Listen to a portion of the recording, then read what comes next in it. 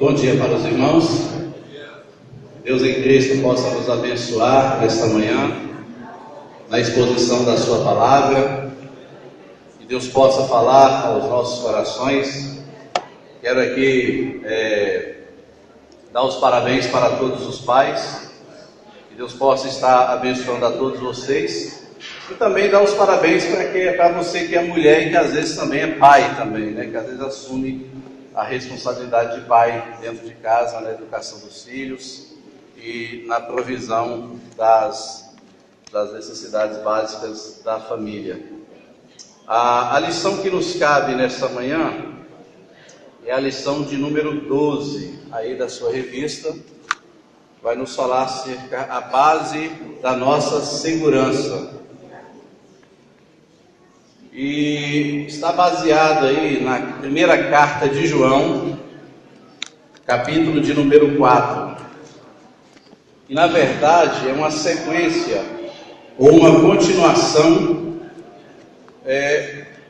daquilo que João começa a falar acerca da marca doutrinária no início do capítulo número 4. Então a nossa exposição vai ser a partir do verso de número 13 até o verso de número 21. E diz o seguinte a palavra de Deus. 1 João, capítulo 4, verso de 13 em diante. Diz o seguinte: nisto conhecemos, nisto o quê? Aquilo que ele disse antes. E o que foi que ele disse antes? Agora nós vamos ler o verso 12. Ninguém jamais viu a Deus, ninguém jamais viu a Deus. Se amarmos uns aos outros, Deus permanece em nós e o seu amor é em nós aperfeiçoado. Então, por conta disso, daquilo que foi falado na aula passada, por conta desse amor que nós temos uns para com os outros, uma vez que esse amor de Deus permanece em nosso coração, permanecendo em nosso coração, nós somos capazes de amar uns aos outros. Aí João dá a cartada no verso de número 13. Nisto, ou seja, nessa comunhão do amor de Deus para comigo e do meu amor para com o próximo, o qual o amor é aperfeiçoado, né?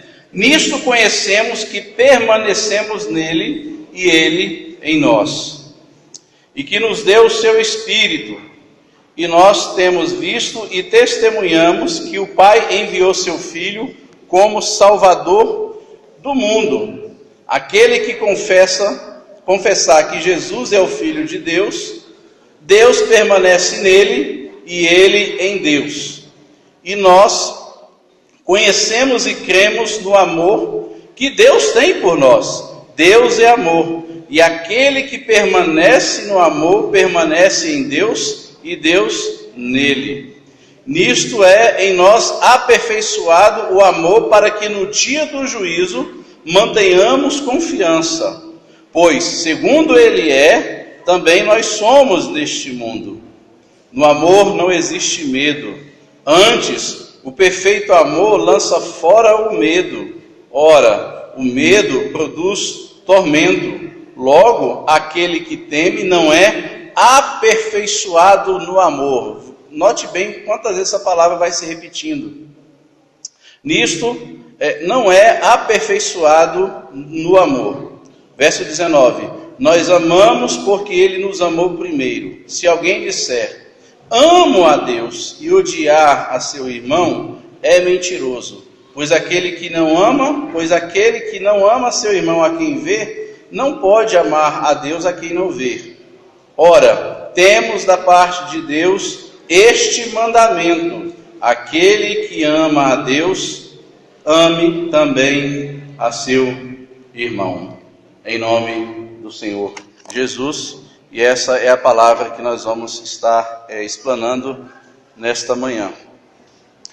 Como introdução, vale a pena nós dizermos que o apóstolo João, ele sempre marca a sua carta em algumas marcas e algumas características daqueles que são verdadeiros cristãos, daqueles que são verdadeiros crentes. Nós dissemos aqui na nossa primeira exposição aqui na igreja, que quando João escreve o seu evangelho, o evangelho de João, lá no finalzinho do seu livro, ele diz o motivo pela qual ele escreveu o seu evangelho. E ele diz: isto vos escrevi para que creiais que Jesus é o Filho de Deus, para que creiais em Jesus. Quando João escreve a sua carta de 1 João, nós vimos também que ele deu um motivo, para qual ele escreveu a sua primeira carta. Está lá no capítulo 5, verso de número 13. Olha o que ele diz. Estas coisas, essas o quê? Tudo aquilo que ele disse antes. Estas coisas vos escrevi, a fim de saberes que tendes a vida eterna, e a vós outros que credes em nome do Filho de Deus. Esta é a nossa confiança. Então você percebe que João, na sua primeira carta, ele concilia bastante com o seu primeiro evangelho, o evangelho de João. Então, a partir do momento que o evangelho chegou até a mim, eu passei a crer em Jesus. João então escreve para esses crentes que receberam e ouviram o seu relato nos evangelhos, aqueles que creram. Então, o motivo pelo qual João escreve a sua primeira carta, tanto a segunda e a terceira, é para fortalecer a fé daqueles que creram na pregação do evangelho através do seu evangelho de João, onde ele retrata os milagres e as maravilhas que Jesus fez. E João caracteriza aqui, na sua carta, basicamente 3 características. Se você conseguir memorizar essas 3 características, você vai conseguir entender o propósito pela qual João escreveu a sua primeira carta. Ele diz que o cristão verdadeiro, ele tem a marca doutrinária, Ele tem a marca doutrinária. Ele vai crer em Jesus. Ele vai confessar Jesus como Senhor. Ele vai testemunhar de Jesus. E lembrando aqui que João faz uma contrapartida com os falsos mestres e com os falsos profetas do movimento do gnosticismo, que não acreditava que Jesus tinha vindo em carne, que chegava a duvidar até mesmo da divindade de Jesus. Então João diz que o verdadeiro cristão, ele tem a marca e a pureza doutrinária. E nós vimos aqui, algumas aulas passadas, que João fala dessa marca no capítulo 4, verso de 1 a 6. Ele vai falar que aqueles que têm a marca doutrinária, eles têm o Espírito Santo, e uma vez que eles têm o Espírito Santo, eles vão analisar e investigar tudo aquilo que é dito pelos homens, com base na palavra. Ele diz: provai os espíritos, não dei crédito a qualquer espírito, a qualquer ensino. Então João destaca essa marca na vida do crente, que é a marca doutrinária. A segunda marca que nós vimos aqui, que nós comentamos, é que João também acredita que uma vez que o evangelho me alcançou, eu tenho uma outra marca, que é a marca moral. Ele vai dizer isso, nós já explanamos aqui nos capítulos número 1 e número 2. Ele vai dizer que Deus é luz. Uma vez que Deus é luz, nós devemos andar na luz. E ele vai dizer que uma vez que meu coração está entregue ao pecado, eu não ando na luz, eu estou em trevas. E uma vez que eu peco, eu tenho então consciência de que Jesus é fiel, advogado fiel, capaz de perdoar os meus pecados. Mas ele destaca uma terceira marca, que é a marca social, ou seja, eu tenho que amar também o meu irmão. Não basta simplesmente eu conhecer a Deus, não basta simplesmente eu ter a marca doutrinária, não basta simplesmente eu ter uma pureza moral, eu tenho que amar o meu irmão. E isso nós vimos, que foi falado aqui pelo pastor Everson. Isso está muito claro quando você lê os versos de número 7 até os versos de número 12, Então o verso de 1 a 6 de 1 João capítulo 4, João trabalha com essa marca doutrinária. O verso 7 até o verso de número 12, João trabalha com essa marca, a marca social, ou seja, que eu tenho que amar o meu irmão, eu tenho que amar. Quando ele vai chegar aqui do verso 13 até o verso de número 21, João vai tentar unificar essas duas temáticas, Essas duas marcas. Ele vai unificar a marca doutrinária e ele vai unificar essa marca social, essa marca do amor. Agora eu queria dividir aí o texto aí em 2 etapas que nós vamos explanar. A primeira delas, nós vamos falar dos versos 13 até o verso de número 16, aonde João vai falar acerca da nossa união com Deus, que está aí também na sua revista. E os versos de 17 a 21, João vai falar sobre o nosso amor a Deus e aos nossos irmãos. Então nós vamos dividir esse nosso texto em duas etapas. Então, em primeiro lugar, versos de 13 até o verso de número 16, onde João retrata a nossa unidade, a nossa união com Deus. E aí nós vamos partir agora. Em primeiro lugar, João vai falar acerca da nossa união mística com Deus. Ele vai dizer aí que os verdadeiros cristãos desfrutam de uma união mística com Deus, ou seja, eles permanecem em Deus e Deus permanece neles. E ele dá algumas características aí, se você analisar bem os versos de 13 até 16, ele dá algumas características. Em primeiro lugar, ele vai dizer que aqueles que têm uma união com Deus são aqueles que receberam o Espírito Santo de Deus.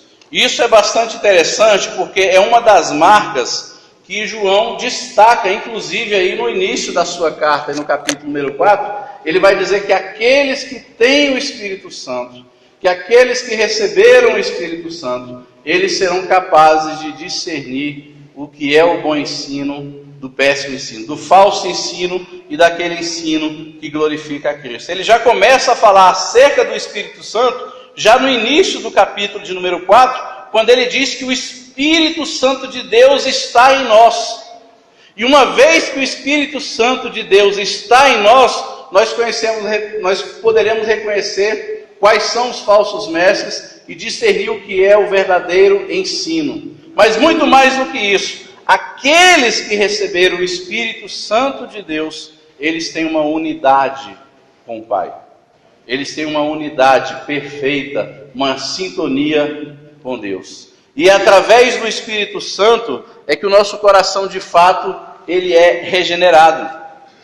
É através do Espírito Santo que o nosso coração, de fato, ele é transformado. É por meio do Espírito Santo que Deus nos ressuscita.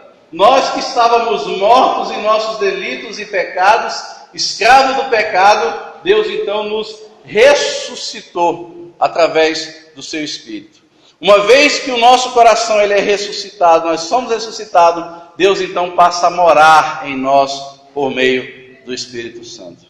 E isso é um fato interessante porque Deus antigamente, ele se manifestava nos desertos, ali com o povo de Israel, na travessia até a terra prometida.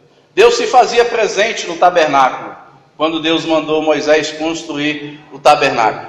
Deus se fazia presente no templo de Salomão. A glória de Deus descia no templo de Salomão. Mas Deus também desceu na pessoa de Jesus, né? Veio em Jesus como a pomba que pousou sobre ele no dia do seu batismo. Mas essa presença de Deus, essa presença do Espírito Santo, passa também a morar na igreja no dia de Pentecostes. E de lá para cá o Espírito Santo, Deus decidiu abrir tenda em nosso ser. Alguém disse que Deus se tabernaculou-se, né, no ser humano. Então nós temos a presença de Deus, nós temos o Espírito Santo, e esse Espírito Santo faz com que nós tenhamos comunhão com Deus. Além disso, João vai dizer que a marca dessa união mística com Deus está aí no verso de número 14. Ele vai dizer que aqueles que têm a união mística com Deus testemunha que o Pai enviou seu Filho como Salvador do mundo. E essa é uma característica peculiar, bastante interessante, que a nossa confissão de fé, o nosso crer em Jesus, o nosso crer na salvação, não procede de nós mesmos, mas procede do Espírito Santo de Deus. Então, é o Espírito Santo de Deus que coloca isso no meu coração para que eu possa crer, para que eu possa confessar em Jesus como Salvador.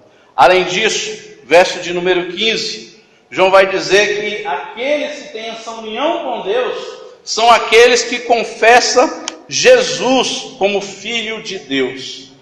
Confessa a divindade de Jesus. Isso é bastante interessante numa época onde os cristãos estavam sendo seduzidos por falsos mestres e por falsos profetas que duvidavam acerca da divindade de Jesus. Duvidavam. Para eles o conhecimento estava a partir das coisas ocultas, né? A partir do gnosticismo. Por isso que a palavra gnosticismo vem de gnosis, conhecimento do oculto. E nesse conhecimento do oculto eles desprezavam praticamente a divindade em Jesus. Eles não acreditavam que Deus poderia se encarnar, porque eles anulavam a matéria e exaltavam aquilo que era do Espírito. Ele vai dizer, aquele que tem comunhão com Deus, aquele que está unido com Deus, está em Deus, ele vai sempre confessar que Jesus é o Filho de Deus. Mas não somente isso, o verso de número 16, olha só como que João vai retratar. Ele vai dizer que aquele que tem essa união mística com Deus, ele tem consciência do amor de Deus. Então, outro ponto, aqueles que têm uma união mística com Deus, uma unidade com Deus, eles têm plena consciência do amor de Deus. Ou seja, eu tenho consciência de que a minha conversão, de que a minha salvação foi alvo do amor de Deus. Deus decidiu amar um povo. Deus decidiu amar os seus eleitos. Deus decidiu amar para si uma família. Então, a nossa conversão, a nossa vida espiritual, a nossa união com Deus, ela é fruto desse amor de Deus para conosco. E quantas vezes nós não temos essa consciência acerca do amor de Deus? Nós estudamos aqui o livro do profeta Malaquias, de verso a verso. E quando nós falamos do livro do profeta Malaquias, nós fizemos uma exposição do capítulo 1 de Malaquias, onde o povo de Israel questionava o amor de Deus. Deus disse para o povo de Israel naquela audiência, eu vos tenho amado. E o povo retrucava a Deus, em que o Senhor tem nos amado? E Deus vai falar, eu escolhi a Jacó e aborreci a Esaú. Eu decidi fazer dos seus descendentes um deserto, que era a nação de Edom. Eu destruí a nação de Edom. E por mais que a nação de Edom se levante para reconstruir as suas ruínas, eu vou lá e vou abater todo mundo. Mas vocês ainda estão de pé. Vocês querem uma prova do meu amor? Eu escolhi vocês. Vocês são meu povo. Eu escolhi vocês. Então, se existe uma prova maior do amor de Deus, é o fato dele nos ter escolhido. E essa escolha de Deus por nós, não foi porque ele viu algo de bom em nós. Não havia méritos em nós. Pelo contrário, Deus nos ama apesar dos nossos deméritos. E o que motivou essa escolha de Deus a mim e a você é fruto desse amor. Então, aqueles que compreendem e que têm essa união com Deus, eles também devem ter plena consciência do amor de Deus. Isso daqui, meus irmãos, é uma das marcas doutrinárias. É uma das marcas doutrinárias. Porque você percebe que tudo que João fala aqui do verso 13 até o verso de número 16 tem a ver com doutrina. Se não, note, por exemplo, algumas observações. O verso 13 fala, receberam o Espírito Santo. O verso 14 diz, testemunham que o Pai enviou seu Filho. O verso 15 diz, confessam que Jesus é o Filho de Deus.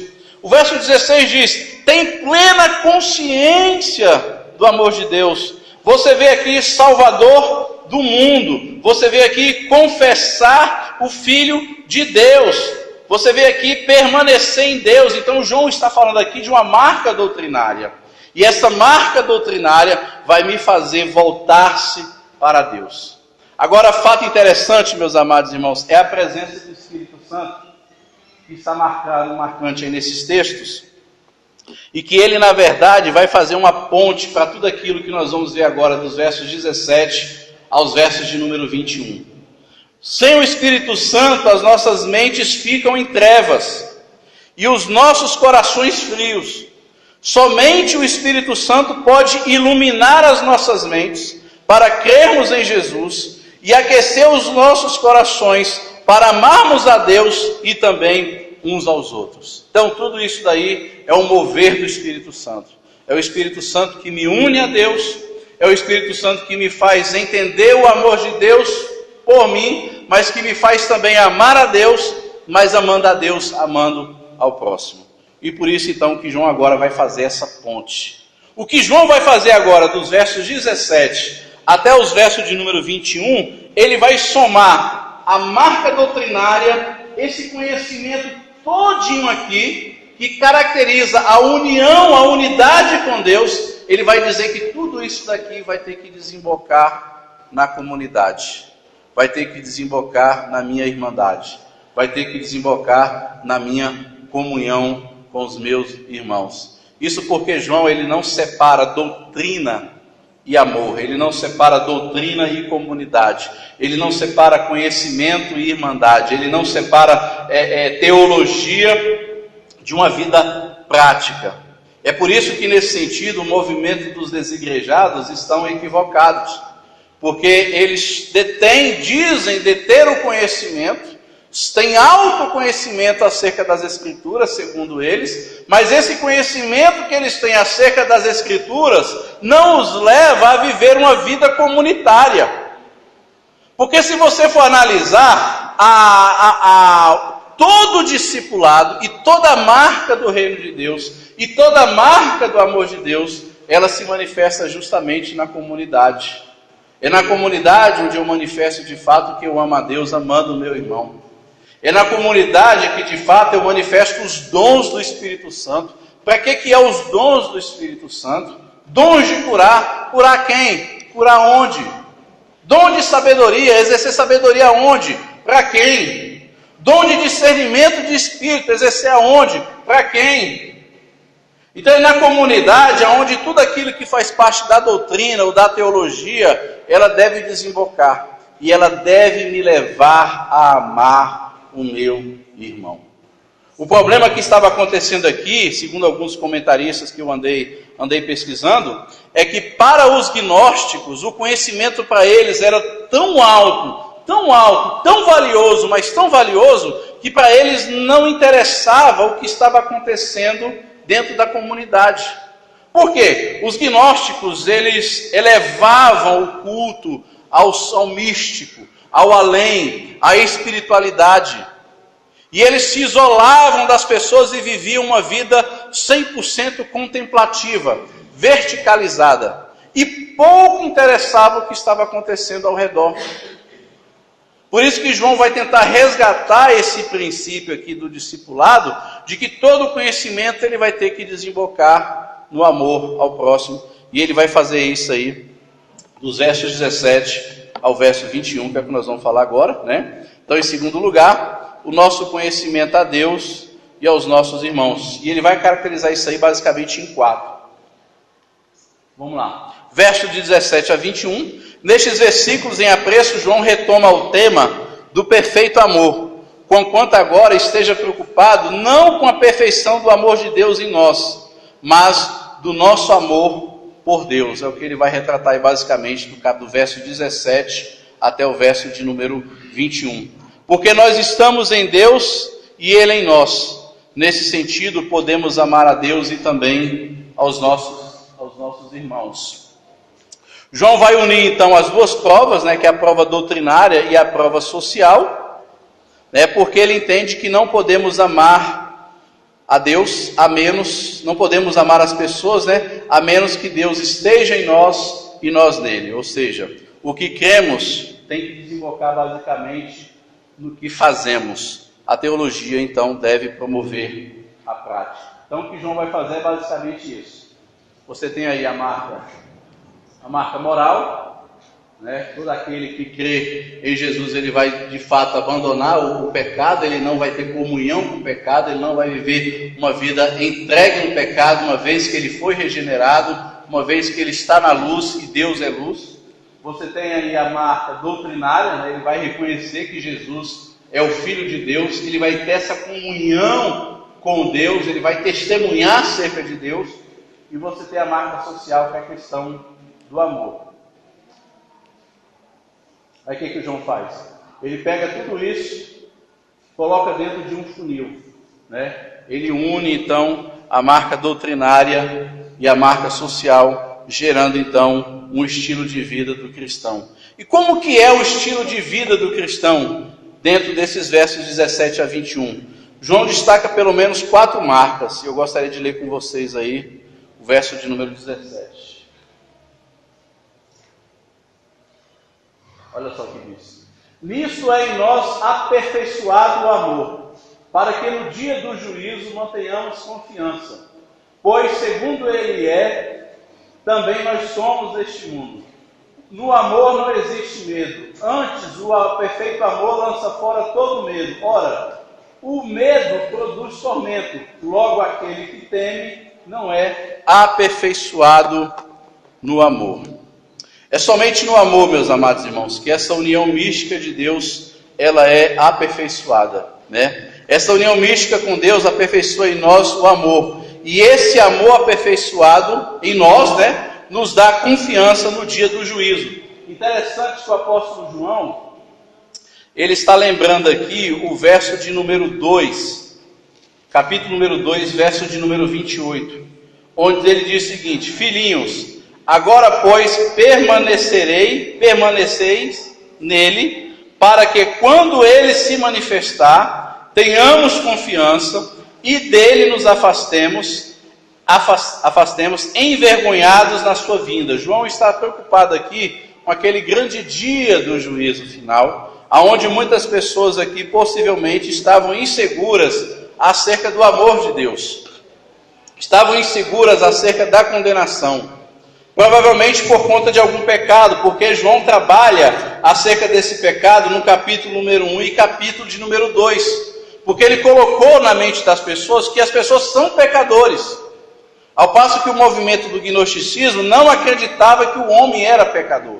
Eles não acreditavam que o homem poderia pecar, eles não acreditavam na questão do pecado, né? Porque eles relativizavam tudo. E João vai dizer, não, aquele que crê que não é pecador, ele está mentindo.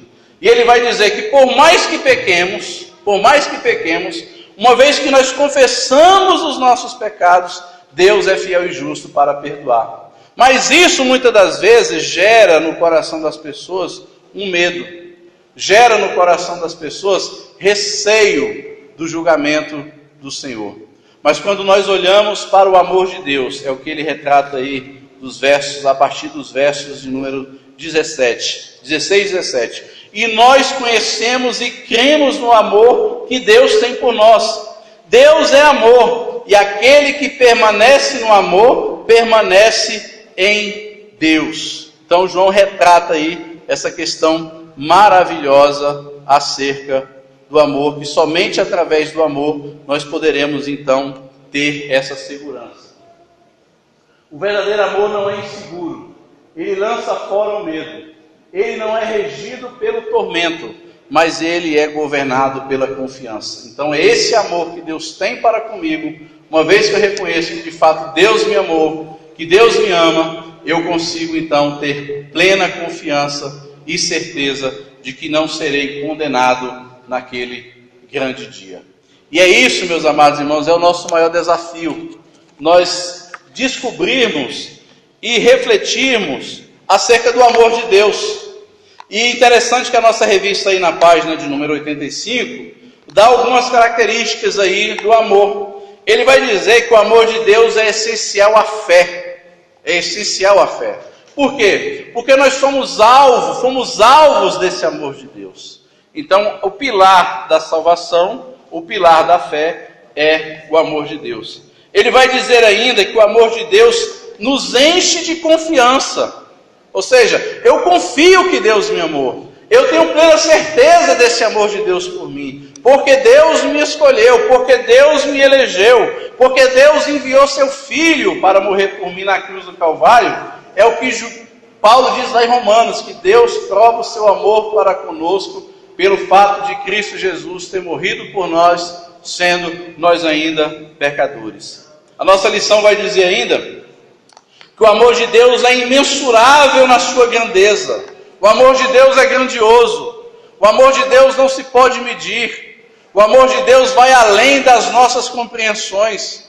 O amor de Deus vai além de todos os nossos esquemas teológicos. O amor de Deus vai muito mais além da nossa religião, vai muito mais além da nossa crença, daquilo que nós dizemos crer, dentro da teologia que nós formatamos. O amor de Deus vai muito mais além. É por isso que Jesus, enquanto esteve aqui, ele demonstrou amor, paixão, misericórdia, justamente por aquelas pessoas que a sociedade discriminava, que a sociedade rejeitava, que a religião descartava, que os fariseus julgavam. Foram para essas pessoas que Jesus demonstrou mais compaixão, mais amor, mais carinho, mais atenção. Vá e não peques mais. Mulher, não chores, né? Hoje convém pousar na tua casa. Vinde a mim, todos que estáis cansados. Então, é justamente para essas pessoas que Jesus manifestou o seu amor, porque o amor de Deus, ele é imensurável na sua grandeza. Além disso, o amor de Deus encoraja o cristão a vencer o medo. Não devemos ter medo de Deus. Esse é o sumo aqui desse verso de número 17 e 18. Mas amor. Aqueles que têm medo de Deus se afastam dele atormentado. Mas aquele que ama a Deus se aproxima dele e se deleita nele. Interessante que João vai utilizar aí a palavra que o amor não é aperfeiçoado. Ou seja, não é completado. E se você analisar algumas passagens, você vai ver que essa palavra aperfeiçoado, o aperfeiçoamento, ela se repete algumas vezes. Por exemplo, vamos lá para João 2, 1 João 2, verso de número 5. 1 João 2, verso de número 5. Olha o que diz. Aquele, entretanto, que guarda a sua palavra nele, verdadeiramente tem sido aperfeiçoado no amor de Deus. Veja como que João vai construir essa questão de aperfeiçoamento. Então, aquele que tem a palavra de Deus, ele vai ser aperfeiçoado nesse amor, ele vai ser completado nesse amor de Deus. Agora pula lá para o capítulo 4, verso de número 12, que João vai falar de novo acerca do amor. Olha só. Ninguém jamais viu a Deus. Se amarmos uns aos outros, Deus permanece em nós e o seu amor é em nós aperfeiçoado. Olha só que interessante. Se você ver o capítulo 3, verso de número 2, você vai ver João dizendo: amados, agora somos filhos de Deus e ainda não se manifestou o que havemos de ser. Sabemos que quando ele se manifestar, seremos semelhante a ele, porque haveremos de vê-lo como ele é. A suma de tudo isso que João está querendo dizer é o seguinte: olha, nós não somos ainda totalmente completos. Nós somente seremos totalmente completos na eternidade. Na eternidade. No entanto, por mais que essa plenitude do cristão que acontecerá na glorificação não tenha chegado, no entanto, nós podemos viver hoje a presença do amor de Deus em nosso coração, e essa presença do amor de Deus vai nos completar, vai nos aperfeiçoando, vai trabalhando, vai desenvolvendo o meu coração. É o processo aí da santificação progressiva, até culminar na glorificação, onde a glorificação será o clímax da santificação, mas também será o clímax do amor. Por que será o clímax do amor? Porque Paulo diz lá em 1 Coríntios, capítulo de número 13, que todas as coisas vão passar, mas o amor haverá de permanecer para sempre. Tem a fé, tem a esperança e tem o amor. Mas o amor é aquilo que vai durar para sempre. E na eternidade, o que nós haveremos de gozar na eternidade é justamente a plenitude do amor de Deus. No entanto, é possível viver essa plenitude do amor de Deus que acontecerá lá na eternidade, aqui no presente. É isso que João está querendo dizer. Olha, por mais que vocês tenham medo do juízo que acontecerá, no entanto, esse amor de Deus que nos completa a cada dia, a cada instante, ele deve encher o meu coração. Isso deve me fazer a não sentir medo de Deus, mas deve me fazer amar a Deus. No entanto, eu só consigo amar a Deus porque, João vai dizer aqui na sua carta, eu só consigo amar a Deus porque Deus me amou primeiro. E porque Deus me amou primeiro. E porque Ele derramou o seu Espírito Santo em mim. e porque o seu amor habita em mim, o único sentimento que deve brotar no meu coração não é sentimento de medo, mas é um sentimento de amor. Agora é interessante que essa questão do medo aí não é qualquer medo que João está se referindo aqui. Algumas pessoas confundem, né? Isso daqui às vezes usa esse versículo até fora de contexto, né? O verdadeiro amor lança fora todo medo. E aí você aplica isso para o casamento, aplica isso para tantas coisas. Só que na verdade o medo aqui que João está se referindo é uma palavra que no grego quer dizer crisisfobia. Crisisfobia é o que está essa palavra medo aí no grego, que quer dizer literalmente aí medo de julgamento. É interessante essa palavra, medo de julgamento. Nesse sentido, meus amados irmãos, quem sente medo normalmente é porque tem algo no passado que o assombra, algo no presente que o perturba, e algo que em seu futuro faz sentir ameaçado. Era o que estava acontecendo com alguns cristãos aqui por causa do movimento do gnosticismo. O cristão então não precisa temer o julgamento futuro, pois Cristo já foi julgado por ele na cruz do Calvário. Você lembra que o motivo pelo qual Jesus morre na cruz do Calvário? Deus pega a condenação por conta do pecado. Deus emite a sentença, mas ele aplica a sentença sobre ele mesmo. Quando Jesus morre na cruz do Calvário, sobre ele foi colocado todas as nossas injustiças, toda a nossa condenação foi lançada sobre Jesus. Jesus então, que era o justo, a Bíblia diz que foi transferido para nós a sua justiça. E por isso Paulo pode dizer em Romanos que nós somos então justificados. O que é justificado está aqui, está pago. Paulo vai dizer lá em Colossenses que havia uma carta de dívida, uma carta de condenação contra nós. E essa cédula foi literalmente riscada quando Jesus morre na cruz do Calvário. Não existe mais dívida, não existe mais dívida, não existe mais condenação. Literalmente o que Deus fez foi pegar a carta de acusação que tinha contra nós e literalmente rasgar. E o que os religiosos aqui, os gnósticos estavam fazendo, e que muitas pessoas fazem por aí, é tentar reconstruir a dívida que tinha contra nós. E por isso algumas pessoas ficam com medo, por isso algumas pessoas ficam com receio de Deus. João vai dizer, ora, uma vez que esse amor está em você, você não precisa ter medo. Por isso, meus amados irmãos, somente Jesus foi capaz de absorver a nossa condenação na cruz do Calvário.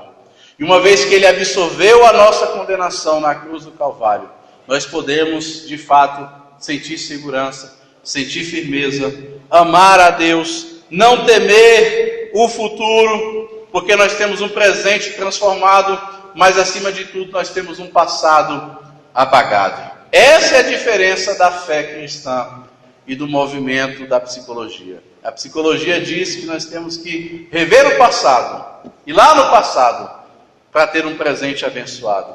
Mas só o Evangelho, e somente na cruz do Evangelho, os nossos passados são apagados, o nosso presente é transformado, e o nosso futuro é preparado por Deus. Aleluia. Por quê? Porque nenhuma condenação há para aqueles que estão em Cristo Jesus, Romanos 8:1, porque Deus nos transformou de filhos da ira, de filhos da misericórdia, conforme Efésios capítulo número 2, porque Deus nos transformou de criaturas para filhos de Deus, conforme João capítulo 1, verso 11, 12 e 13, porque, portanto, agora as coisas velhas se passaram, e eis que tudo se fez novo, conforme Paulo em 2 Coríntios 5:17. Então, essa é a nossa realidade, essa é a nossa vida, e nós temos firmeza e confiança, conforme 1 João capítulo 1, verso 7, que diz, se andarmos na luz, como na luz ele está, temos comunhão uns com os outros, e o sangue de Jesus, seu Filho, nos purifica de todo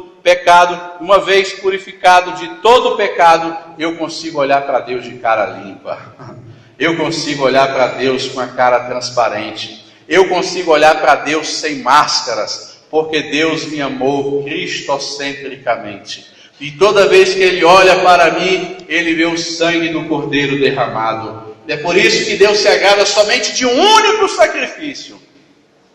que é o sacrifício de Jesus na cruz do Calvário, que foi perfeito e perfeitamente justo e santo e imaculado para nos redimir e nos transportar do reino das trevas para o reino da luz, reino do seu amor. Mas tudo isso teve uma causa, o amor de Deus. Deus nos amou. E por que Deus nos amou? Porque Deus nos amou. Não tem explicação o amor de Deus. Não tem como explicar o amor de Deus. Como que Deus pôde amar Manassés, a ponto de Manassés fazer parte da genealogia de Jesus, considerado um dos piores reis? Como é que Deus pôde amar Tamar, que inclusive ela faz parte da genealogia de Jesus, mesmo ela tendo feito o que fez com seu sogro, se disfarçou de prostituta para fazer amor com o sogro, no sentido de ter filhos, enganou o sogro. Como é que Deus pôde amar pessoas como Raabe, sendo uma prostituta, mas mesmo assim ela é chamada lá como sendo um dos heróis da fé? Como é que Deus pôde amar essas pessoas? Como é que Deus pôde amar pessoas perversas, pessoas pecadoras? Como é que Deus pôde me amar? Não sabemos. Nós sabemos que Ele nos amou. E é por isso que tudo aquilo que somos, tudo aquilo que temos, nós temos e somos porque Deus é na nossa vida. Nós temos e somos porque tudo isso é fruto da graça de Deus e da sua misericórdia, que nos amou com amor eterno. Por isso que Deus fala lá em Oséias, capítulo de número 11, com amor eterno te amei, atraí com cordas humanas, cordas de amor, cordas de amor. Nós somos alvos desse amor. Nossos pecados então já foi julgado na cruz, e jamais serão usados para nos condenar outra vez.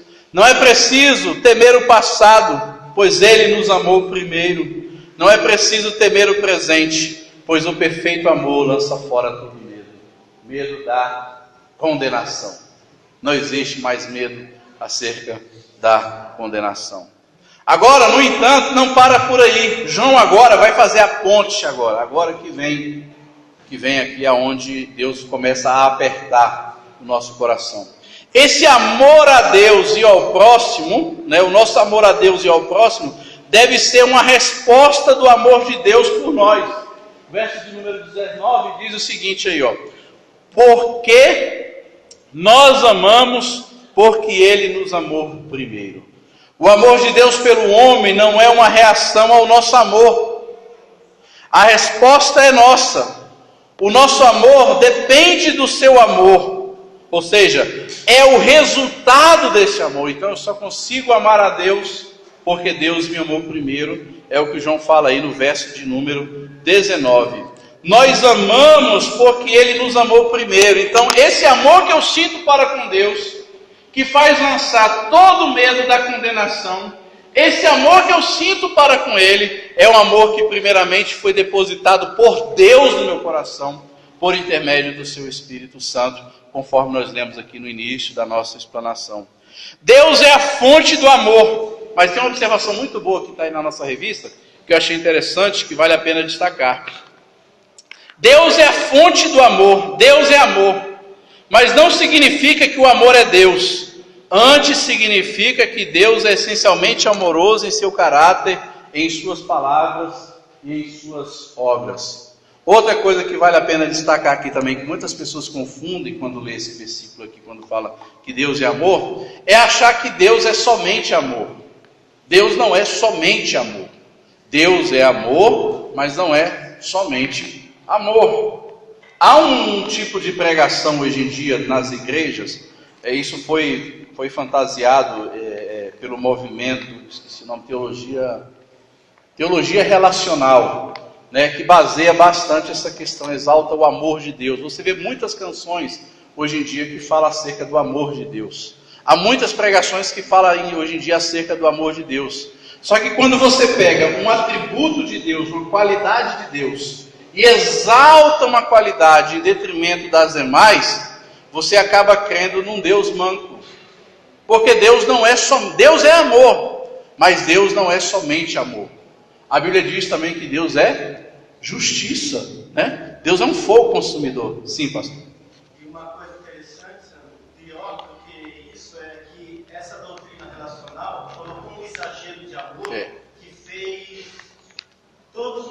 acreditar que é filho. É exato. Esse é o grande problema, porque exagerou tanto no amor que fez-se acreditar numa fantasia de que todo ser humano é filho de Deus. E não é.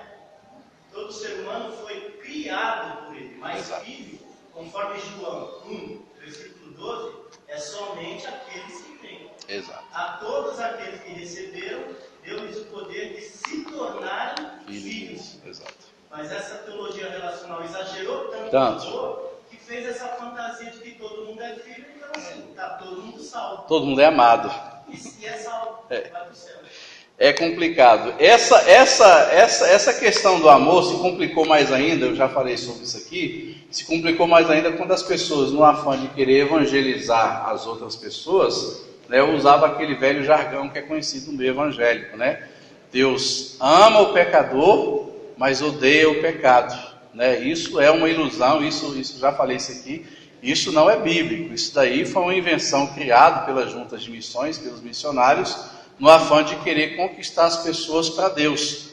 Só que a verdadeira pregação do Evangelho, ela exalta tanto o amor de Deus, mas também exalta também a justiça de Deus.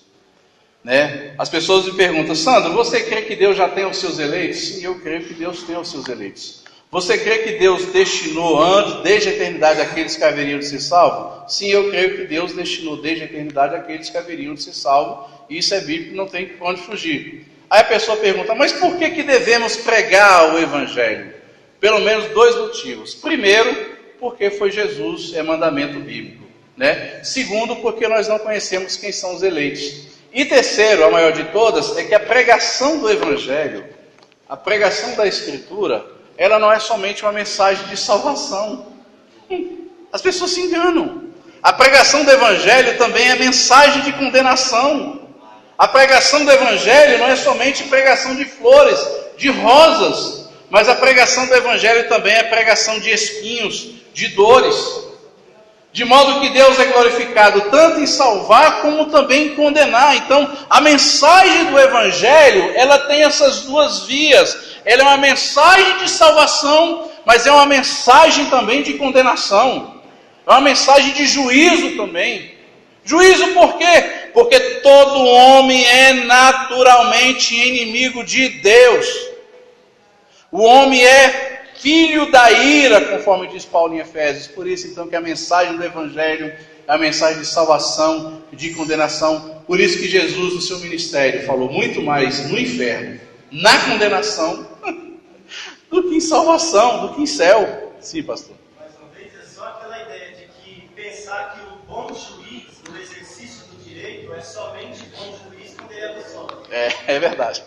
Pensa-se de que o bom juiz nunca é um bom juiz quando condena. Parece que o juiz que condena é um mau juiz. E o juiz que só absolve, esse é bom. Quando na verdade, o verdadeiro juiz, ele é bom tanto quando absolve, quanto ele condena. Na nossa justiça brasileira, por exemplo, os piores juízes têm sido aqueles que têm absolvido. Pessoas que são corruptas. É verdade. Elas são corruptas, mas não são condenadas. Exato. Elas são o quê? Absolvidas. Isso prova que um bom juiz não é só aquele que absolve. Ele é bom tanto quando absolve, mas ele também é bom quando ele condena. Amém. É verdade. É por isso que a nossa pregação, ao invés de destacar que Deus salva a pessoa porque ela é preciosa, nós deveríamos dizer que Deus nos salva porque nós éramos pecadores. Não porque viu algo bom em nós.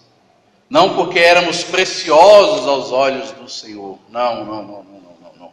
Mas porque éramos pecadores. Por isso que Deus nos ama pela sua graça e pela sua misericórdia. Continuando então. Quando amamos, refletimos o amor de Deus. O nosso amor é o refluxo do fluxo do amor de Deus. Não fomos nós que amamos a Deus primeiro. Então, primeiro vem o fluxo, né? Deus nos ama. Uma vez que Deus nos ama, vem a nossa resposta para Deus, né? Que é o refluxo. Nós passamos a amar a Deus. Nesse sentido, então, nós não somos a fonte do amor. mas apenas seus instrumentos. O amor não brota em nós, ele passa por meio de nós, e somos o canal do amor de Deus. Agora, do verso 20 até o verso de número 21, é onde está a nossa problemática toda. Se a gente conseguir resolver do verso 20 até o verso de número 21, nós vamos conseguir curar a igreja, se ainda existe alguma doença em nosso meio. Nós vamos conseguir curar a nossa nação. Nós vamos conseguir curar pessoas se nós entendermos os versos 20 e os versos de número 21. Porque dos versos 13 até os versos de número 16, João falou a questão da doutrina. Que eu reconheço a Deus, que eu tenho o Espírito Santo de Deus, que Deus está em mim, que o Espírito Santo está em mim, e ele me estimula a testemunhar, a crer que Jesus é o Filho de Deus. Ele vai dizer dos versos 16 até os versos de número 19, que uma vez que esse amor de Deus está em mim, eu consigo amar a Deus, e onde existe esse amor para com Deus, não existe medo, porque Deus é amor e Deus me ama e eu amo a Deus. Ele vai dizer agora que esse amor, ele não deve ficar somente nisso. Se alguém me perguntasse qual o tema que você daria para isso aqui, eu chamaria isso aqui de ortodoxia e koinonia. São duas coisas que João tenta conciliar. Ortodoxia, ensinamento, entendimento, mas com koinonia, com comunhão. Porque nos versos 20 e nos versos de número 21, ele vai dizer que tudo aquilo que eu aprendi antes, dos versos 13 até os versos de número 19, ele vai dizer que eu tenho que colocar em prática. Aonde? Aí, meus amados irmãos, é que vem a pancada na nossa cabeça. O nosso amor a Deus precisa ser provado pelo nosso amor ao irmão. E aqui que vem a grande marca. Vem a grande marca. Porque Deus, meus amados irmãos, Ele abre mão. Ele abre mão. Eu vou poetizar aqui. Deus abre mão de ser amado, para que possamos amar a Deus amando o próximo. E é isso basicamente que João vai retratar dos versos 20 ao verso número 21. Ao verso número 20 que ele diz: se alguém disser, amo a Deus, e odiar seu irmão, é mentiroso. Pois aquele que não ama seu irmão a quem vê, como pode amar a Deus a quem não vê? João vai dizer, legal, vocês receberam o amor, vocês entenderam, tal, beleza, entenderam o que é amor. Deus ama vocês, o amor de Deus está em vocês, o amor de Deus foi derramado em seus corações. Vocês já entenderam a salvação, que Jesus é o Salvador, que Jesus é o Filho de Deus. Vocês já creem que tem o Espírito Santo, vocês creem que o amor de Deus está em vocês e por isso vocês podem amar a Deus. Vocês não vão temer, não vão temer a condenação, porque o verdadeiro amor lança fora todo medo, e o amor que você tem por Deus é porque Deus te amou primeiro, não foi você. Então o amor de Deus em você é o fluxo, o amor de você para com Ele é o refluxo. Legal, só que não é somente isso. Não é somente isso. O verdadeiro amor a Deus é aquele amor que eu consigo demonstrar nos meus relacionamentos, na minha comunidade, entre os meus irmãos. Olha só que interessante, é impossível amar ao Deus invisível sem amar o irmão visível. Não há amor no plano vertical quando não há amor no plano horizontal. É a cruz de Jesus. É a cruz de Jesus. Ela é vertical, do homem para com Deus, mas sobretudo ela é horizontal. E aí me lembra do livro do Dietrich Bonhoeffer. Foi o primeiro sermão, para quem não lembra, o primeiro sermão que o pastor Everson pregou na nossa igreja, quando ele veio conhecer a nossa igreja para pastorear. Eu lembro que eu memorizei o sermão inteiro. Foi um livro baseado em Vida em Comunhão, de Dietrich Bonhoeffer. E Dietrich Bonhoeffer, ele cita uma passagem lá em João, capítulo 11, verso 50. E o que diz lá? Ele cita uma profecia de Caifás. Ele vai dizer que Caifás profetizou que Jesus morreria na cruz do Calvário para reunir em um só corpo todos os filhos de Deus dispersos na face da terra. E Dietrich Bonhoeffer trabalha essa questão de vida em comunhão, e ele vai dizer que Deus, ele é um Deus comunitário. Ele cita justamente essa passagem de João 11, verso 50, de que Deus é um Deus comunitário, de que eu não consigo amar a Deus sem amar o meu irmão, de que é impossível amar a Deus sem amar o meu próximo, de que é impossível ter comunhão com Deus se eu não consigo ter comunhão com o próximo, de modo que eu somente sou próximo de Deus quando eu estou próximo do próximo. Eu só consigo amar a Deus quando eu amo meu irmão, eu só consigo servir a Deus quando eu sirvo a meu irmão, de modo que todas as nossas canções que nós cantamos acerca do amor de Deus, declaração do amor de Deus, é inútil se eu não consigo transferir para o nosso irmão. Wellington, mano, diga.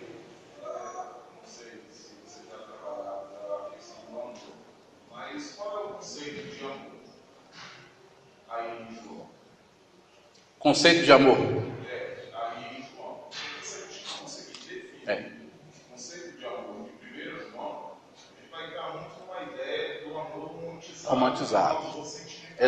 Exato. E o amor que a Bíblia apresenta não tem nada a ver com sentimento, com o que Hollywood apresenta. É uma ação. O amor em 1 João tem a ver com práticas. Tanto no Evangelho como na sua primeira carta, ele vai tratar amor como prática. Exemplo, João 3,16. Deus amou o mundo que deu. Ou seja, houve uma prática. Exato. E a ideia de amor de 1 João, a gente tem que entender também que é uma prática. Exato. João está combatendo e está trazendo um teste, chamado teste do amor, contra um próprio gnosticismo. O gnosticismo não só pode partir do princípio do primeiro século para frente. Isso. Até então, na era apostólica, era o próprio gnosticismo, ramificações daquilo que seria uma pedra no calcanhar de Aquiles da igreja. Então, João está trabalhando uma ideia de amor, questionando o seguinte: o próprio gnosticismo trabalha que a ideia de que a matéria é má. Se a matéria é má, o corpo é mau, eu não tenho que me importar com coisa nenhuma de amor. Então, em relação a suprir a necessidade do meu próximo, para mim não faz sentido outra vez, porque esse corpo aqui não tem valia nenhuma. Só que João começa a tratar os testes: o teste doutrinário, o teste ético e o teste do amor. E no teste do amor, ele traz a ideia na prática, mostrando que amor, no texto da carta dele, tem a ver com prática. Eu posso amar a Deus, mas como eu demonstro esse amor que eu tenho ao Eterno? Eu demonstro esse amor ao Eterno a partir do momento que eu arregaço as mangas e trabalho em prol da necessidade, do sofrimento ou acolhimento do meu próximo. Ou seja, tem a ver com prática e não com sentimentalismo. E eu estou achando interessante essa ideia que você está falando, mas deveria definir essa ideia de amor, porque todo dia a gente é Exato. pelos canais, pela mídia, de amor e a parte maternidade, de amor é uma ideia sentimentalista. E amor não é sentimento, amor é prática. Exato. E isso é bastante interessante, porque se você for pegar, por exemplo, o mandamento do Velho Testamento, de você amar o teu próximo como a si mesmo, você vai ver que Jesus muda isso lá em João, no capítulo de número 13. Ele vai dizer: como é que eu devo amar? Vós deveis amar uns aos outros, assim como eu vos amei. Então a nossa prática, o nosso referencial acerca do verdadeiro amor é justamente o Cristo, né? É o que ele fez na cruz do Calvário. E o que ele fez na cruz do Calvário? Ele simplesmente se entregou. Ele simplesmente se doou. Então, nesse sentido, aquilo que Jesus fez pelos pecadores, aquilo que Jesus fez pelos seus discípulos, é aquilo que também nós deveríamos fazer uns para com os outros. E o mais interessante também é que a palavra amor, que muitas das vezes é utilizada aqui no Novo Testamento, inclusive nas cartas de João, e que para nós não dá para perceber a riqueza que existe na palavra amor, né? Porque existe basicamente 3 palavras no grego que não está aqui diante de nossos olhos. Você tem o amor eros, né? Que é aquele amor erótico, é o amor da aparência, né? Você tem o amor phileos ou filéu, né? Que é aquele amor que tem a ver mais com irmandade. Você tem outro tipo de amor ainda, que é o amor, é o storge, que é o amor apenas de amizade, de gostar. Mas o amor que é citado aqui é justamente um amor muito diferenciado, chamado amor ágape, né? E o amor ágape é o amor atribuído a Deus, que entra justamente nisso que o Hélio falou, que é aquele amor de entrega. É o amor que não é sentimento, mas é o amor que é ação. E isso está muito claro lá em Tiago, por exemplo, né? Tiago diz que se você entrar alguém passando necessidade e você simplesmente olhar e descartar e não ajudar e não estender as mãos, isso é uma obra morta. Então, amor de fato na Bíblia não é sentimento, amor na Bíblia é uma ação. Por isso que muitas canções que são cantadas por aí, como ele falou, são canções romanceadas, né? São romanceadas, mas o amor de fato, ele é prático. E eu lembro também de um outro sermão que o pastor pregou aqui, onde ele fala o que é bênção na Bíblia, né? Bênção na Bíblia não é ter, bênção na Bíblia é ser.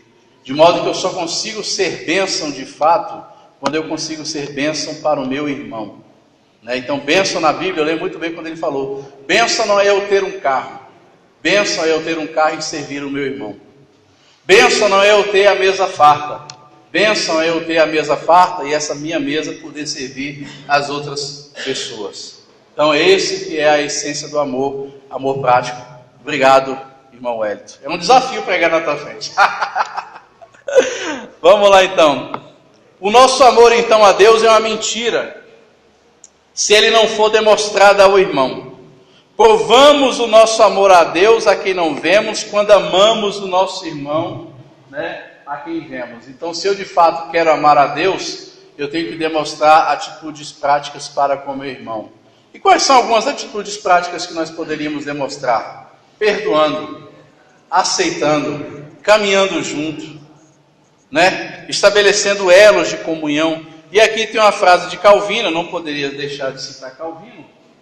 Calvino diz o seguinte: é uma falsa jactância quando alguém diz que ama a Deus, mas negligencia a sua imagem que está diante dos seus olhos. João Calvino. Calvino, interpretando essa passagem aqui de 1 João, ele fala um negócio interessante, muito interessante. Ele fala o seguinte: olha, ninguém jamais viu Deus. Ninguém jamais viu Deus.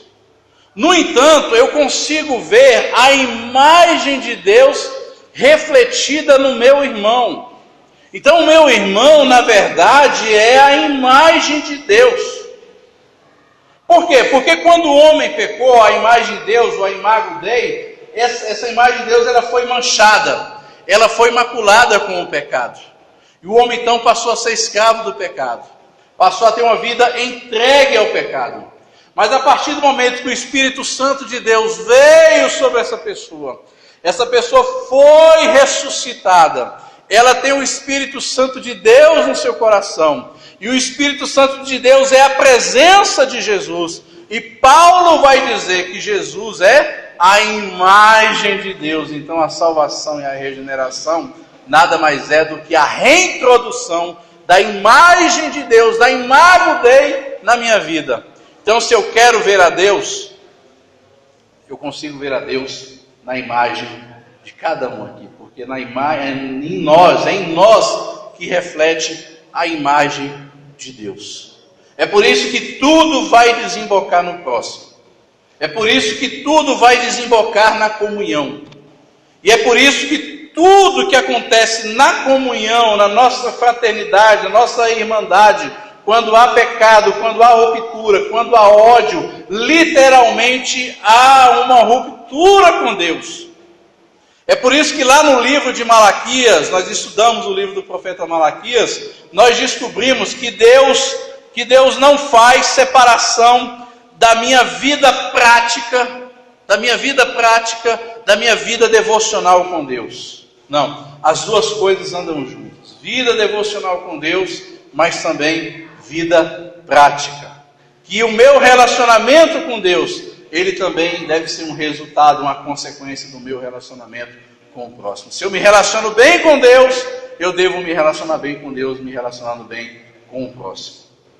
É por isso que Paulo, por exemplo, ele vai chamar nas suas cartas a igreja, ele vai chamar a igreja de o templo vivo de Deus. E Pedro vai dizer que a igreja é pedras vivas. Então, é sobre esse templo que é construída, a saber, a igreja, esse corpo que está sendo edificado sobre a rocha, sendo Jesus a rocha, sendo Jesus também esse grande arquiteto. Esse templo é a morada de Deus, é justamente a coinonia, é o povo de Deus, é a irmandade. Então, eu só consigo amar a Deus servindo ao próximo. Além disso, eu queria destacar aí a questão da mentira. É bastante interessante quando João fala o seguinte, que aquele que diz que ama a Deus e odeia seu irmão é mentiroso. E essa palavra mentira, mentiroso, você vê se repetindo várias vezes na carta de João. Olha só, veja só comigo, por exemplo. Você tem o texto aí de 1 João 6, verso de 2 a 4. Ele vai dizer que aqueles que alegavam conhecer a Deus e ter comunhão com Ele, mas andavam nas trevas da desobediência, João vai dizer que eles estavam mentindo. Então você vê então a marca moral, a mentira moral. Aqueles que não admitiam que pecavam, né, e aqueles que pecavam e viviam em trevas, João está dizendo que eles estavam mentindo. Então você tem a marca moral. Outra questão da mentira que João cita é lá em João 2, versos 22 e 23. Ele vai dizer: aqueles que alegavam possuir o Pai, mas negavam a divindade do Filho, estavam mentindo. Então você tem aí a outra marca, que é a marca doutrinária. Não tendo essa marca, você tem então a mentira doutrinária. E por último, você tem então a mentira social, que é justamente isso que João cita aqui no verso de número 20. Né? Aqueles que alegavam amar a Deus, mas estavam odiando seus irmãos, também estavam mentindo. Então você vê aí 3 marcas, 3 categorias do cristão, mas também 3 formas de mentira, né? A mentira moral, quando eu estou em pecado, né? A mentira doutrinária, quando eu não creio na pessoa do Senhor Jesus. A mentira social, quando eu não sou capaz de amar o meu irmão, né?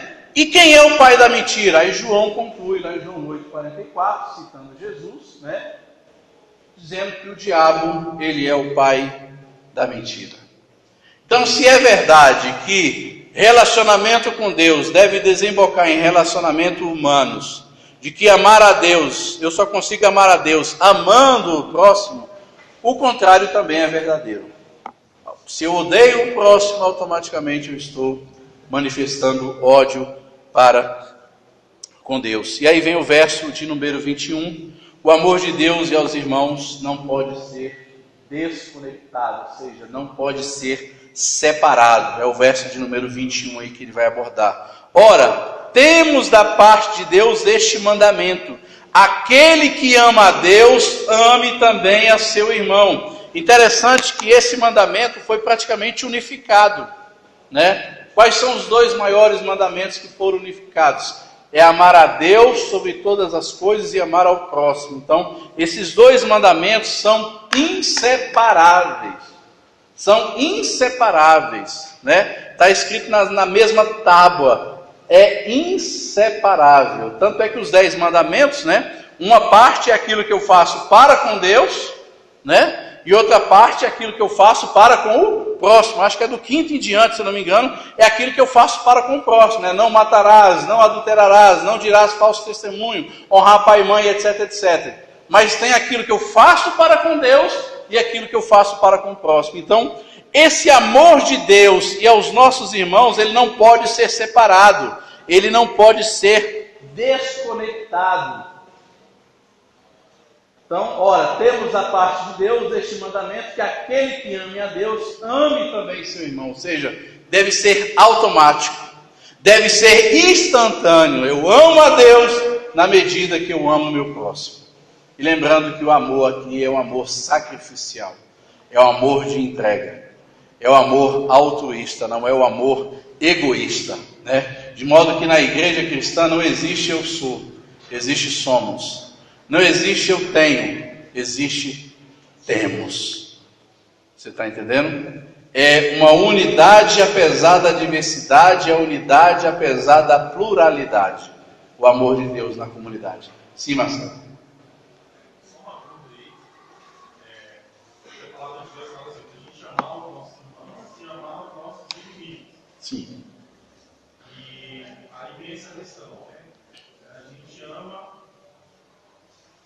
fácil, né? Não, Exato. mas aí é o mal do inimigo, né? Aquilo que deu empecilho, te dá trabalho, te dá perseguido. É só Deus para nos dar condições para isso. Eu queria até ver essa questão como o Cristo fala assim, amar ao próximo como o próximo ele está relatando. Não sei como. Sim. É isso. Sim, correto. Sim, irmão Daniel? Eu acho que amar o inimigo não é tão difícil. Desde que eu exercite amar o Deus, o irmão. A gente não ama o inimigo porque a gente não ama o irmão. Entende? Desse amor de prática de amar o irmão. De se compadecer, de estar praticando isso. Não vai chegar, você não vai chegar a caminhar 1000 milhas se você caminha 100 metros. Primeiro deve ser começar com 100 metros. Aí, na proporção que você caminha 100 metros, 200 metros, você vai chegar um dia a caminhar 100 milhas. O problema é que, na realidade, se a gente for sincero, a gente não ama nossos irmãos. A gente não tem cuidado com o outro. Essa é a verdade. Essa é a verdade. E isso é bastante interessante, porque quando nós éramos no mundo, nós éramos automaticamente inimigos de Deus. Inimigos de Deus. Isso porque o pecado, quando entrou no mundo, ele maculou todas as faculdades mentais do ser humano. Então, através do pecado é que veio o ódio, através do pecado que vem as guerras, através do pecado que vem as contendas. E o homem, então, se torna escravo do pecado, é através do pecado que vem os homicídios. A partir do momento que o coração do crente, ele de fato foi regenerado, ele de fato foi transformado, ele foi remasterizado, foi transformado pelo Espírito Santo de Deus. E uma das marcas que João retrata aqui é que é esse Espírito Santo de Deus que está em nós, que é capaz de promover esse amor, é que gera essa capacidade no nosso coração de amar o nosso próximo, de amar os nossos inimigos, ou de amar até mesmo os nossos irmãos. Em outras palavras, nós não conseguimos amar nós mesmos. Exatamente. Exatamente. No entanto, João chama essa responsabilidade para a igreja. João chama essa responsabilidade para os cristãos. Por mais que haja uma influência, uma atuação de Deus em nós, João chama essa responsabilidade para a igreja. E Tiago também chama essa responsabilidade para a igreja. Ele vai dizer, olha, não adianta você ter fé, mas se essa fé não desembocar no próximo. Não adianta eu ter uma boa teologia, uma boa vida cristã, uma boa comunhão com Deus, mas essa comunhão com Deus não me leva a desembocar isso no meu relacionamento com o próximo. Você está entendendo? Então, por isso que nesse sentido, esse amor de Deus e aos irmãos, eles não podem ser desconectados. O mandamento do amor provém do próprio Deus. O amor de Deus e ao irmão é o único mandamento. Este mandamento não pode ser desdobrado nem dividido. É impossível deixar de amar a Deus, amar o irmão, e ainda assim continuar amando a Deus. E aí vem duas aplicações que eu gostaria de destacar. A primeira delas é que não há amor no plano vertical, quando não há amor no plano horizontal. Nosso amor endereçado aos céus é inconsistente se ele não é demonstrado na terra. Então nada adianta a gente cantar as músicas de Aline Barros, cantar a música de amor, a música da Ana Paula Valadão, e tem umas músicas que é quase que tão sentimental, parece que ela está namorando com Jesus. Ai, Jesus, eu te amo, eu quero te abraçar, eu quero te beijar, sentir. Não adianta se quando eu olho para o meu próximo, eu vejo o meu próximo passando necessidade e não sou capaz de ajudar. Não sou capaz de estender as mãos. Não sou capaz de perdoar. Não sou capaz de caminhar junto. Não sou capaz de fazer uma ligação. Não sou capaz de chorar com os que choram. Não sou capaz de se alegrar com quem se alegra. Então, nada adianta. Nada adianta. Nada adianta as nossas declarações de amor a Deus, mas se essas declarações de amor a Deus não passar, não varar, não extravasar nos meus relacionamentos. E o mais interessante, quando o pastor pregou esses dias também sobre Jacó, é que quando Jacó se encontrou com Deus lá no Vale de Jaboque, ele chamou aquele lugar chamado Peniel, face de Deus, a primeira coisa que Jacó fez foi se reconciliar com o seu irmão. Então, a verdadeira face de Deus é quando eu consigo ver a face do meu irmão. O verdadeiro encontro com Deus é quando eu consigo encontrar Deus no meu irmão, na minha ajuda mútua, na minha praticidade, no meu aconchego, no meu carinho, na minha atenção, no meu olhar, na minha maneira de enxergar as coisas, na minha maneira de não ter um olhar de julgar, na minha maneira de não ter um olhar de condenação, mas ter umas mãos que sejam capazes de estender. Eu sou de uma época na Igreja Batista, quando eu me converti, de que quando a pessoa faltava ao culto, no outro domingo a mocidade todinha estava lá cantando violão, ia de madrugada fazer serenatas, dizendo: você é importante para mim, você é importante para a minha comunidade. Sou de uma época que nós, na Assembleia de Deus, na Igreja Batista, quando o irmão ficava muito tempo sem ir na igreja, nós juntávamos, fazíamos uma vaquinha e colocávamos faixa e colocava lá na porta. Mas sou de uma época também, quando todo mundo tinha necessidade, todo mundo ajudava de modo mútuo. Hoje, quando alguém passa necessidade, a primeira coisa que a gente faz é o quê? Vamos orar. Vamos orar. Vamos orar. Até que um dia eu vi aqui nessa igreja, um irmão confessou numa oração que estava passando necessidade, um irmão se reuniu para poder orar, outro irmão falou o seguinte: não, orar? Orar o quê? Orar o quê? Não, quanto é que você tem no bolso aí? Quanto é que você tem? Então essa é a maneira prática de se viver a comunidade cristã. Essa é a maneira prática de se agradar a Deus. Essa é a maneira prática de demonstrar o amor de Deus. Então, todo amor endereçado ao céu é inconsistente se ele não for demonstrado na terra. Em segundo lugar, já estamos encerrando, o nosso amor a Deus é uma mentira se ele não puder ser demonstrado ao irmão. Provamos o nosso amor a Deus a quem não vemos, quando amamos os irmãos a quem vemos. E aí tem uma frase do Martin Lloyd Jones, gosto de destacar. Martin Lloyd Jones diz o seguinte: devemos ter conhecimento com amor, mas sem amor e somente com conhecimento nos tornamos obstinados e orgulhosos. De nada adianta você ter conhecimento acerca de Deus.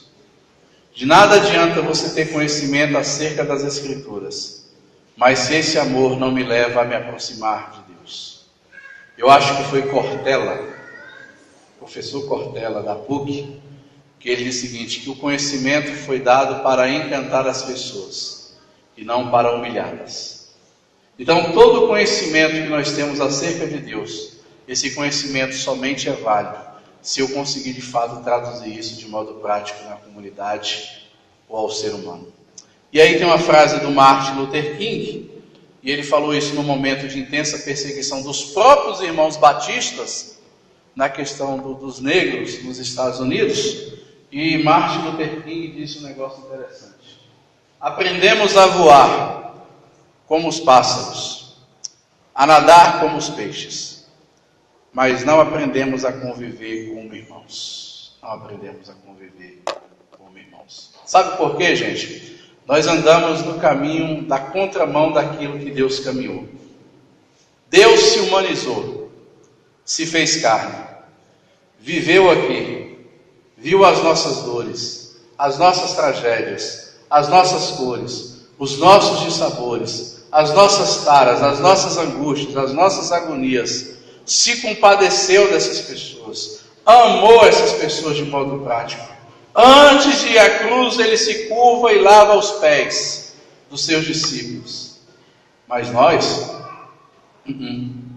queremos andar na contramão de Deus. Deus desceu, nós queremos subir. Deus recebeu uma coroa de espinhos, nós queremos receber galardão da eternidade. Deus veio à terra, nós queremos ir aos céus. Deus veio às nossas imperfeições, nós queremos caminhar às perfeições da eternidade. É igual eu falei esses dias no grupo que eu participo de teologia: é inútil nós aguardarmos a segunda vinda de Jesus, se não somos capazes de praticar a primeira vinda de Jesus na cruz do Calvário. É inútil nós queremos ver o Rei Jesus, o juiz, vindo julgar todas as coisas, mas se não somos capazes de experimentar o Jesus advogado. É inútil nós esperarmos o Jesus, leão da tribo de Judá que virá, mas se não conseguimos vivenciar o Cordeiro no nosso dia a dia. É inútil nós esperarmos Jesus vir num cavalo branco, se não somos capazes de vivenciar o Jesus que entrou em Jerusalém num cavalinho, num jumentinho, com humildade, com simplicidade. E aí eu lembro de Spurgeon pregando para uma multidão de 25 mil pessoas. Spurgeon diz o seguinte: vocês acham justo Jesus vir à terra, morrer na cruz do Calvário, por gente despedaçada, receber uma coroa de espinhos, receber bofetada, morrer na cruz, para que hoje nós fôssemos atrás dos nossos lauréis, da nossa glória? Então, gente, é um momento de profunda reflexão acerca do que é o amor de Deus, daquilo que é a eternidade e daquilo que é de fato a nossa comunidade. Se nós queremos curar o Brasil, se nós queremos curar a nossa nação, temos que curar primeiro a nossa igreja, temos que curar primeiro a nossa fé, porque nós muitas das vezes somos doentes, somos mentirosos. Nós dizemos que amamos a Deus, mas não amamos a Deus coisa nenhuma.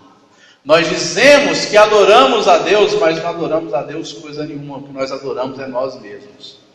O que nós gostamos é do nosso privilégio. E vivemos uma época tão difícil, mas tão terrível, que as pessoas verticalizaram a fé a tal extremo, que hoje em dia nós corremos atrás da nossa bênção.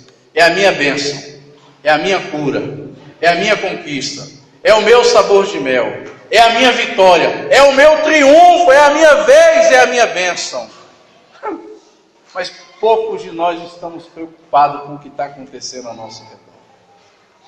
Mas esses dias eu fiz uma coisa que deu certo. A Josi falou: Sandro, liga para fulano está tanto tempo sem vir na igreja. Só foi dar uma ligação, à noite a pessoa estava aqui no culto. Quantas vezes isso se faz necessário, meus irmãos? Demonstrar de fato esse amor, essa irmandade, essa comunidade. Fazendo isso, estaremos de fato servindo a Deus e amando a Deus, em nome do Senhor Jesus. Amém? Pai querido, Pai amado, nós te agradecemos, ó Pai, por essa oportunidade na exposição da Tua Palavra. Senhor, que a nossa vida possa ser marcada, Pai amado, por essas questões doutrinárias, por essas questões morais, mas que também a nossa vida possa ser marcada por essa questão do amor a Ti, mas um amor que eu consiga demonstrar nos meus relacionamentos, um amor que eu consiga extravasar no meu próximo, no meu semelhante, porque ele é a imagem de Ti, Pai.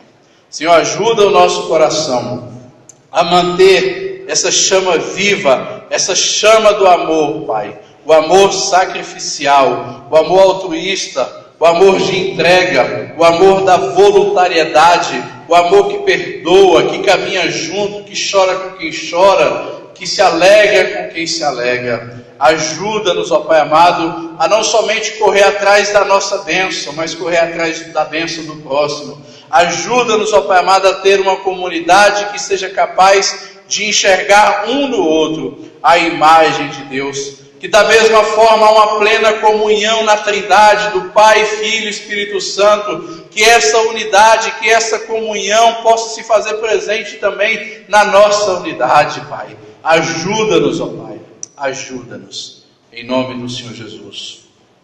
Amém, amém e amém. Para quem que eu passo? Encerrou? Encerra aqui mesmo, né? Amém, que Deus abençoe, até a noite. E à noite vai ter a comemoração do dia dos Pais, tá bom? Valeu!